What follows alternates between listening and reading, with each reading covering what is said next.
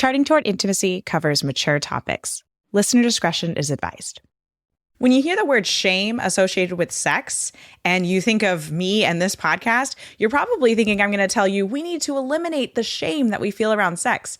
But this episode, I am actually going to be talking about how good shame is and the purpose that it actually has in us being human. But don't worry, we're also going to talk about where we need to eliminate negative forms of shame. Welcome to Charting Toward Intimacy, the sex and intimacy podcast for Catholic women.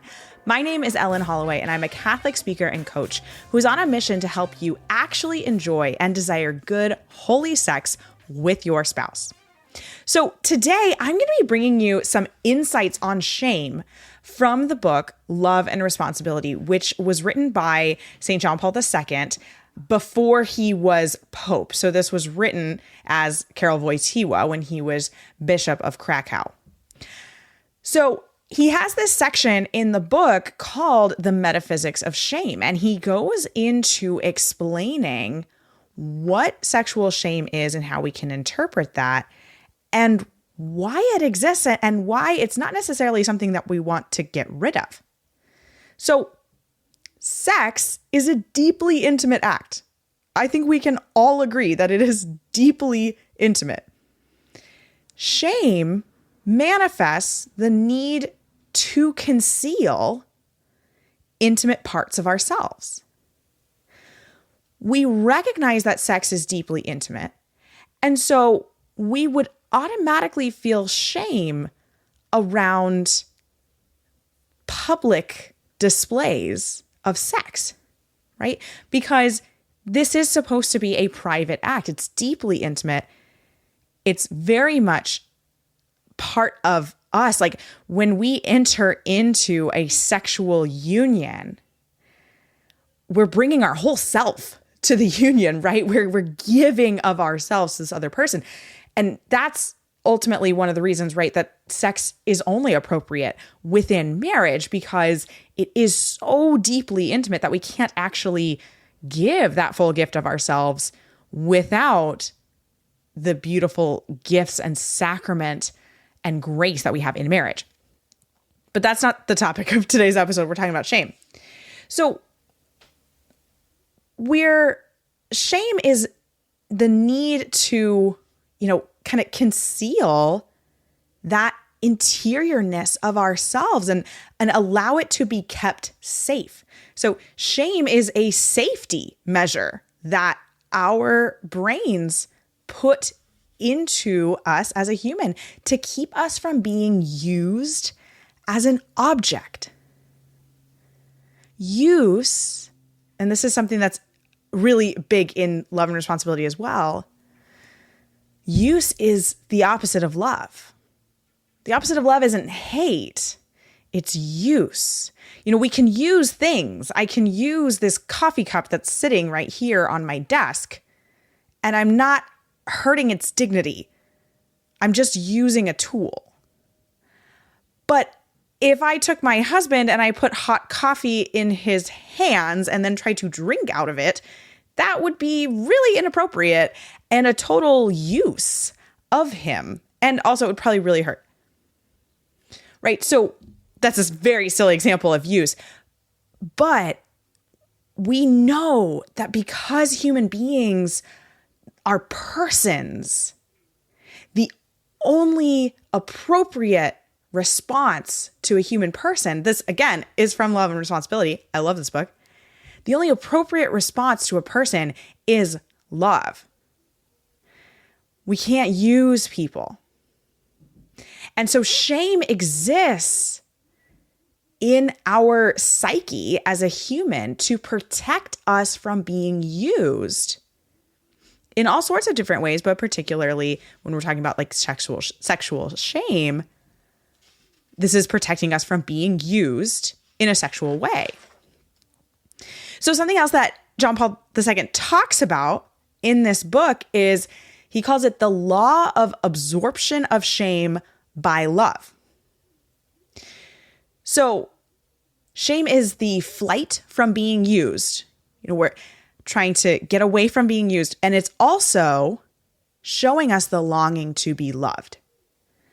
John Paul II kind of lays out, or I'm sorry, Carol Wojtyła really lays out that there's kind of this positive and negative meaning of shame. The negative being I'm trying to go away from being used. The positive is I'm trying to go toward being loved.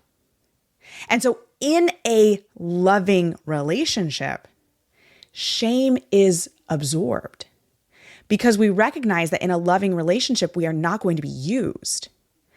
And so that shame no longer needs to play the role of protecting us from being used in a sexual way. And so love then can absorb shame. And so that we do not feel that shame around sex and intimacy in a loving relationship with our spouse, right? And this is where we need to look at the influence of purity culture.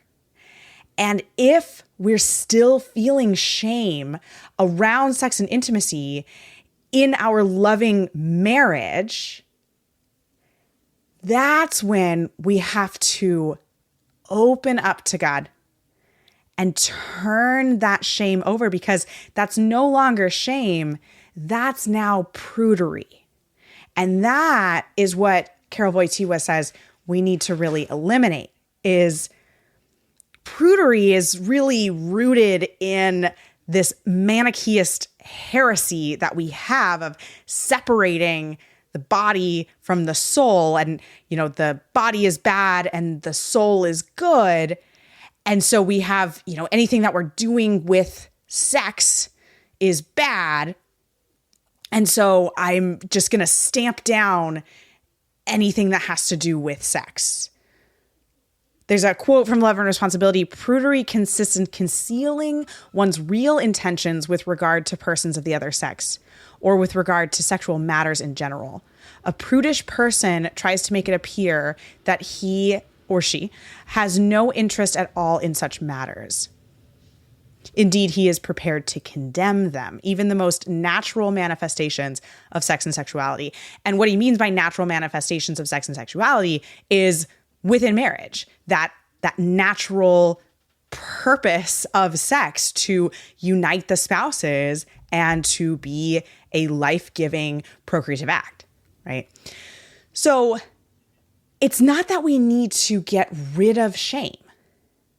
It's that we need to look at what role is shame playing, and am I letting purity culture, am I letting this Manichaeist heresy influence how I'm thinking about sex and intimacy? And I love his wording here that, you know, the most natural manifestation of sex and sexuality, right? Marriage, this deep unifying bond, this sacramental bond that we have, where love can absorb that shame. There's another quote from Love and Responsibility about that absorption of shame. Wojtyła says, only true love is capable of absorbing shame. True love ensures that the lived experience of sensuality and affectivity are permeated with the affirmation of the value of the person to such an extent that treating the person as an object of use is excluded. Okay, lots of words there.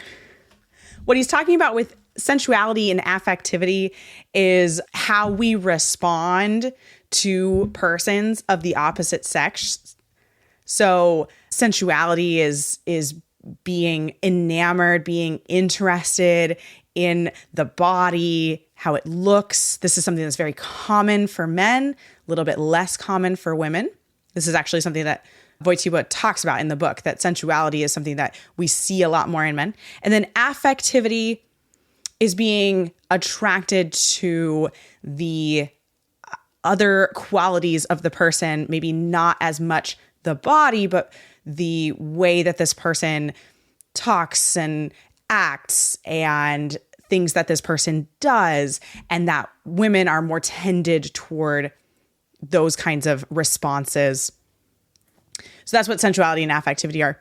And so what he's saying here, true love ensures that the lived experience of sensuality and affectivity are permeated within the affirmation of the value of the person to such an extent that treating the person as an object of use is excluded. So our love for this person and our enjoyment of their qualities, which is absolutely a part of love, our enjoyment of their body, our enjoyment of how they act and think and do things, all of that is permeated by true love in such a way that we can't use the person because we recognize their value and we know that we cannot use that person. And so that's really ultimately where love is able to totally absorb shame, because you as a person who is receiving that love of another person,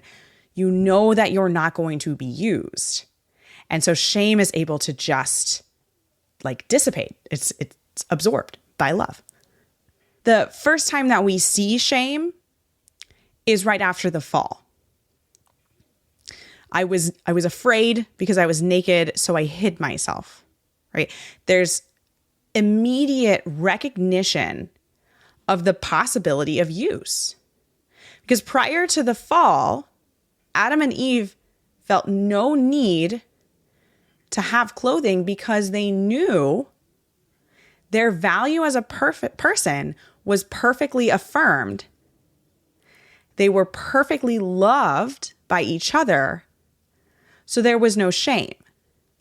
But then as soon as the fall hit, there was immediate recognition of my body could be used. I as a person could be used, and so I need to hide.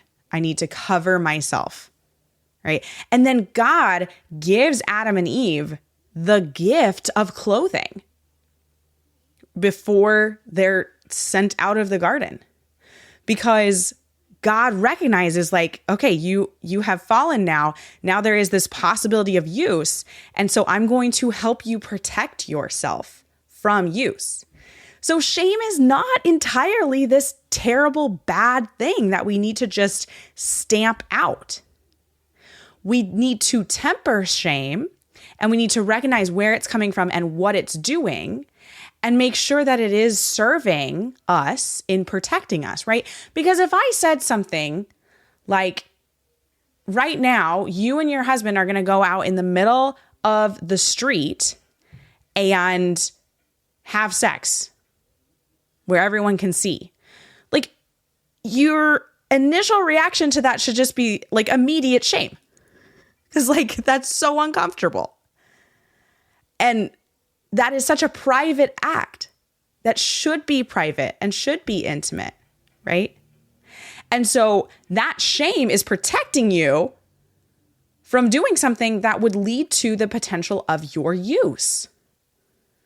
Because someone else could be watching and use that in some way and use you in some way, right?